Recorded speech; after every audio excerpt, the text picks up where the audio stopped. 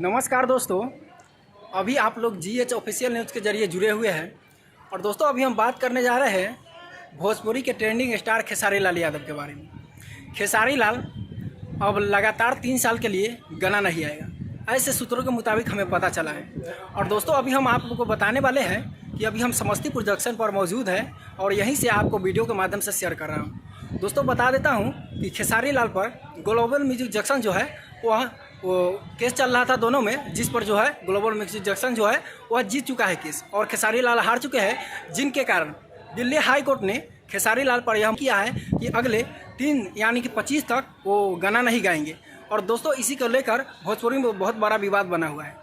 और दोस्तों आप लोग को पता ही होगा कि खेसारी लाल यादव जो है ट्रेंडिंग स्टार है, अगर वो नहीं आएंगे, अभी उनको जो ज़्यादा वायरल होने का चांस था और अभी उनका गाना जो है सोशल मीडिया पर काफ़ी ज़्यादा ट्रेंड करने वाला था। और इसी टाइम पर ग्लोबल म्यूजिक जंक्शन ने इन पर रोक लगा दिया है।